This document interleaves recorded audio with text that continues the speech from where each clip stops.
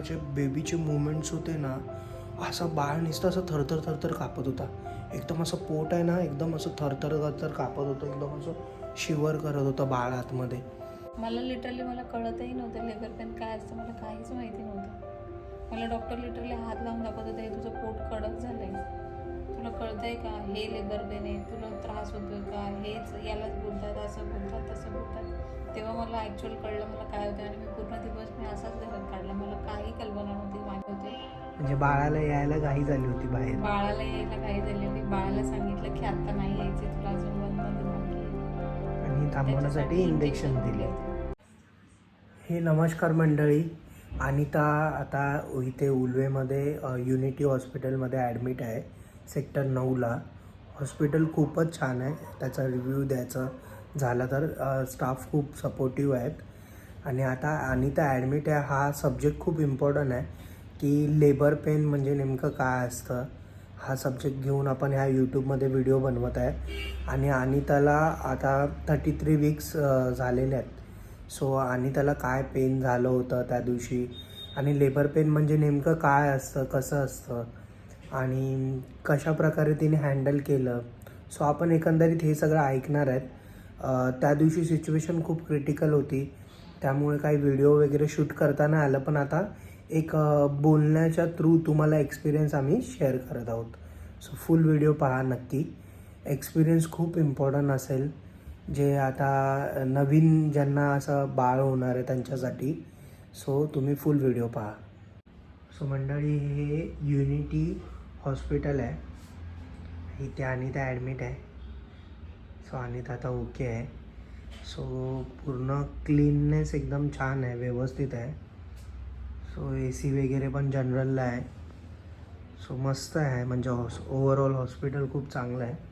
So इकडे Anita admit झालेली आहे. सो आता कसं वाटतं अनिता? ओके वाटतं आहे. लिटरली म्हणजे तिचा आवाज पण नव्हता निघत. आणि ही दुसऱ्यांदा आता इकडे आलेली आहे. सो काय काय झालं होतं ह्या गोष्टी अनिताकडून आपण ऐकून घेऊया. ओके अनिता, सांगणार आहेस ना, शेअर करणार आहेस ना, लेबर पेन म्हणजे नेमकं काय असतं हे शेअर करणार आहेस ना सर्वांना? सो एकंदरीत आपण अनिताकडून हे समजून घेऊया की त्या दिवसाची सिच्युएशन काय होते अनिताबरोबर. सो अनिता, त्या दिवशीचा एक्सपिरियन्स कसा होता तुझा? संडे होता.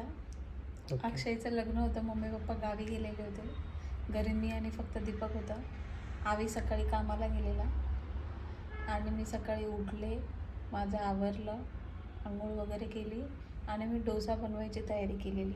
मी डोसा बनवत होते आणि मला एकदम असं चक्कर येत होती, माझ्या पोटात दुखत होतं, पाय गळून गेलेले होते. म्हणजे मला काय करायची इच्छाच नव्हती होत. मला कळतच नव्हतं नेमकं काय होतं. आणि मला असं वाटलं मला भूक लागली म्हणून मला असं सगळं होतं. तर मग मी डोसा बनवला. एकीकडे मी डोसा बनवते आणि एकीकडे खाते आहे मी. आणि मी तसं ते डोसा वगैरे सगळं बनवून घेतलं. दीपकला सांगितलं तुझा तू नाश्ता कर, मला काही बरं वाटत नाही आहे, मी झोपते. मी झोपले लिटरली. आणि त्याच्यानंतर मी मैत्रिणीला कॉल केला, प्रज्ञाला. तिला मी विचारलं इथं उल्वेमध्ये कोण आहे का डॉक्टर. तर तिने मला नंबर दिला. मी डॉक्टरांना कॉल, एक झोप काढली, संध्याकाळी कॉल केला आणि डॉक्टर आहेत अवेलेबल की नाही ते बघितलं, कॉल केला. आणि मग मी आवी घरी आल्याच्यानंतर त्याचा नाश्ता वगैरे जेवण सगळं होऊ दिलं. आणि मग मी त्याला म्हटलं चल आपल्याला डॉक्टरकडे जायचं आहे. आम्ही डॉक्टरकडे आलो. डॉक्टरांनी चेक केलं. मला लिटरली कळतही नव्हतं लेबर पेन काय असतं. मला काहीच माहिती नव्हतं. मला डॉक्टर लिटरली हात लावून दाखवत होते, हे तुझं पोट कडक झालं आहे, तुला कळतंय का, हे लेबर पेन आहे, तुला त्रास होतोय का, हेच यालाच बोलतात, असं बोलतात, तसं बोलतात. तेव्हा मला ॲक्च्युअल कळलं मला काय होतं. आणि मी पूर्ण दिवस असाच घरात काढला. मला काही कल्पना नव्हती माझ्यासोबत होतंय काय. आणि मी कोणासोबत शेअर पण नव्हते करू शकत, कारण घरातच कोण नव्हतं. मग मला ॲडमिट केलं, इंजेक्शन्स वगैरे दिले. आणि जेव्हा इंजेक्शन दिलं त्याच्यानंतर हे स्टॉप करण्याचं म्हणजे तुला ते पेन होतं, कॉन्ट्रॅक्शन्स थांबवण्यासाठी, बाळाचे मुवमेंट्स थांबवण्यासाठी मला इंजेक्शन दिले होते. म्हणजे बाळाला यायला घाई झाली होती बाहेर. बाळाला यायला घाई झालेली. बाळाला सांगितलं की आत्ता नाही यायचे, तुला अजून 1 मंथ बाकी आहे. आणि थांबवण्यासाठी इंजेक्शन दिले होते. आणि हे इंजेक्शन एका दिवसात मला 3 दिलेले, 8-8 तासाने. आणि ते इंजेक्शन घेतल्यानंतर मग काय तुला फील झालं होतं ते बेकार शेअर करते. condition होती. खूपच वेगळं होतं म्हणजे. ती बेकार कंडिशन होती. म्हणजे एखाद्याचा आपण गळा दाबल्यावर जसं माणूस हातपाय हलवतं त्याचा जीव वाचवण्यासाठी, तसं लिटरली तो पोटात उड्या मारत होता. आणि मला म्हणजे माझी अवस्था एकदमच विचित्र होती. मला श्वास घ्यायला त्रास होत होता, त्याचे साईड इफेक्ट चक्कर येत असतात होते. ते. मला सुचतच नव्हतं माझ्यासोबत काय होतं. मी माझी पूर्ण बॉडी शिवर करत होती. तो पण आतमध्ये तसंच करत होता. त्याला एकदम म्हणजे त्याला त्याच्या मुवमेंट्स थांबतच नव्हतं. कंटिन्यू हे इंजेक्शन दिल्यावर 1 तास हे कंटिन्यू चालू होतं. आणि असं 3 वेळा झालं. आणि ह्या मुमेंट्समध्ये मी तुम्हाला एक शेअर करतो. म्हणजे काय झालं की तिला जे इंजेक्शन दिलं सेकंडवालं, त्यावेळेला मी इकडे अवेलेबल होतो उल्वेमध्ये.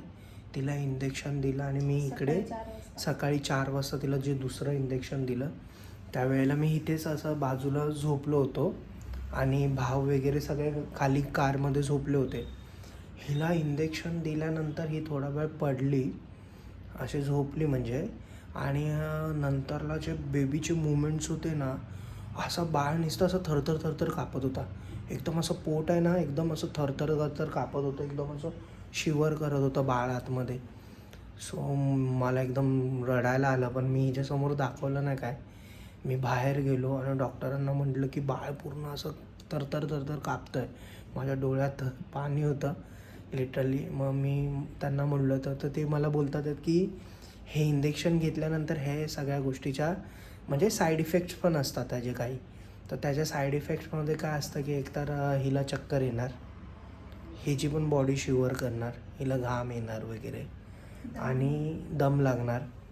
आणि बाळालासुद्धा मग थरथर होणार बॉडी, त्याच्या पण शिवर होणार, त्याच्या पण मुवमेंट्स एकदम फास्ट होणार. म्हणजे एक्स्ट्रीम लेवल फास्ट, एकदम असं तो थरथर कापत होता. सो हे साईड इफेक्ट्स होणार आणि हे आपल्याला जवळपास अर्धा तास वगैरे हे सहन करायचं आहे.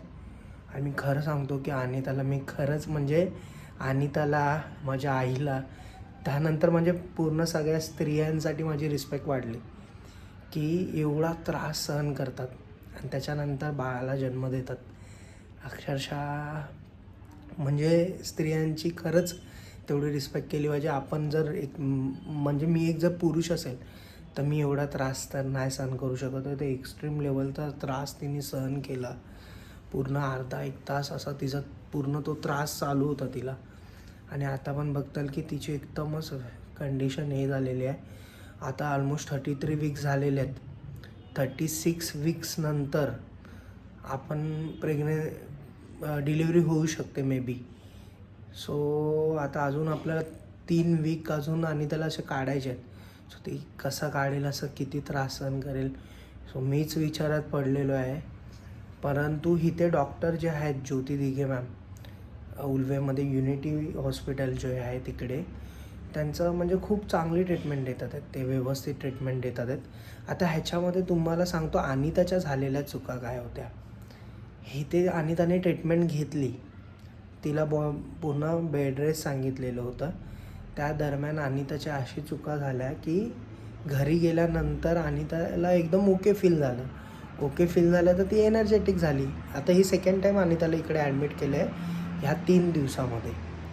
तर जे फर्स्ट जे आम्ही तो एक्सपिरियन्स सांगत होतो तो एकदमच हे होता.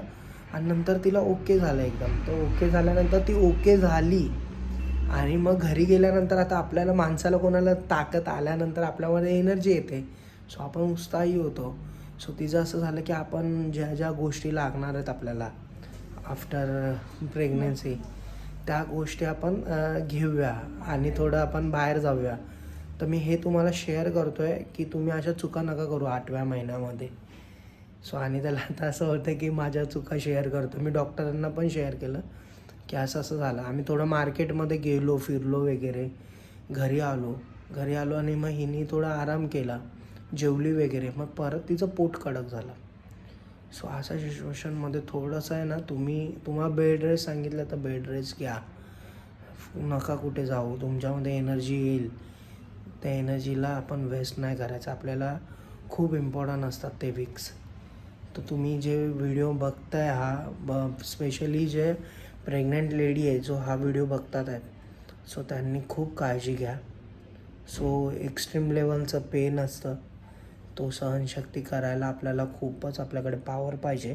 सो त्यासाठी हेल्दी फूड खावा आणि हेल्दी राहावा आणि शक्य तेवढा 8व्या ते 9व्या महिन्यामध्ये रेस्ट करा. मोस्टली लोक बोलतात की बसून लादी वगैरे पुसली पाहिजे, तर हे 7 मंथ्सपर्यंत ओके, पण 8वा महिना आणि 9वा महिना हा खूपच आपल्याला काळजीपूर्वक जगलं पाहिजे. सो तुमच्या घरी पालक असतील तर त्यांना पण हा व्हिडिओ शेअर करा की पोरींना जास्तीत जास्त आजचे जे जनरेशन आहे त्यांना जास्तीत जास्त त्रास झाला, त्यांनी जर लोड घेतला तर त्यांना अशा प्रकारचा त्रास होऊ शकतो. सो हे शेअर करा जास्तीत जास्त लोकांना की त्रास नका देऊ 8व्या 9व्या महिन्यामध्ये तुमच्या बायकोला, तुमच्या मुलीला. सो त्यांची काळजी घ्या, खूप इम्पॉर्टंट आहे हे गोष्ट करणं. ओके, सो आम्ही अनिताची घेतो काळजी. सो अनिताला काय अजून शेअर करायचं आहे? सो लेबर पेन तुम्हाला समजलं असेल, पोट कडक होतं आहे. ओके, आणि तुम्हाला पाठीमागून पण कळा येतात आहे ना अनिता? सो ह्या कळा आपल्याला लागतात, थोडं पोट दुखायला लागतं आहे, तर ते थोडं जेव्हा दुखत असेल तर त्यावेळेला डॉक्टरकडे जावा. अजिबात घरात थांबू नका, निष्काळजी पण करू नका.